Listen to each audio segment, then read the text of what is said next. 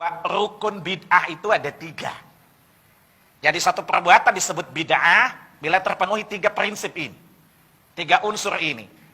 Pertama, ihdaats, perkara-perkara baru. Paham ya?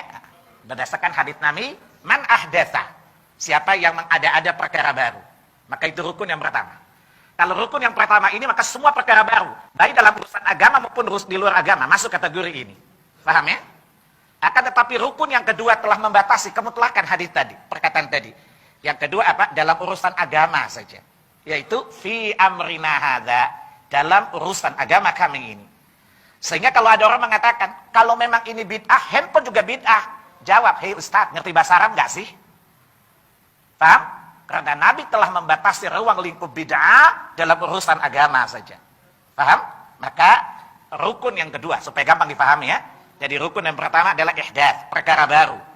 Adapun sesuatu yang memiliki landasan syariat, sudah dicontoh, diperintahkan dalam Quran, diperintahkan oleh sunnah, dicontohkan, maka ini ada dasarnya, bukan ihdaats namanya.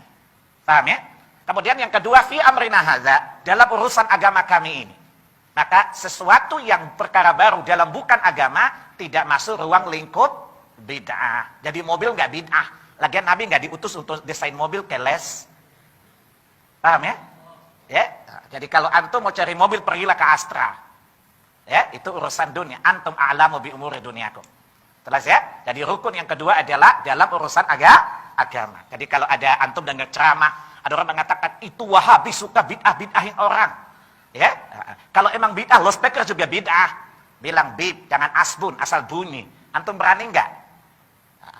Kelihatan antum nggak punya nyali ya. Satu nyalinya kecil, ilmunya juga nggak punya, kemampuan debat juga nggak mampu, lengkaplah penderitaan.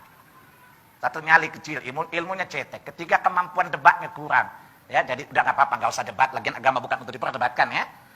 Yang penting antum paham aja dulu lah, ya. Kemudian yang ketiga, ya rukun yang ketiga apa? Yang tidak ada dasarnya dari syariat, ya, yaitu ma laisa minhu, yang bukan bagian darinya, ya. Maka sesuatu disebut bid'ah apabila terpenuhi 3 unsur ini. Paham ya? Pertama, perkara baru. Yang kedua, dalam urusan agama. Yang ketiga apa? Yang tidak ada dalilnya. Yang tidak ada dasarnya dalam agama. Bisa dipahami anak-anak? Jadi dipermudah saja pemahaman hadis tadi ya. Jadi kalau ditanya, kalau orang nanya, antum nih, ini bid'ah nggak sih? Gitu. Kan kadang-kadang orang tuh alergi dengan kata bid'ah. Dan biasa aja ya. Yang mengatakan bid'ah itu siapa? Allah dan Rasulnya, Nabinya kan? Ya kalau antum menantang bid'ah kan nantang Nabi. Ya, jadi kalau misalnya antum ditanya orang, misalnya saya ditanya orang nih, antum ditanya, maulid bid'ah nggak sih? Ini terus terang aja, nggak usah basa-basi yang sering diperdebatkan, bukan? Antum tinggal tanya, itu urusan agama atau dunia? Dia bilang urusan agama, itu satu rukun ya. Bagi kita akidah.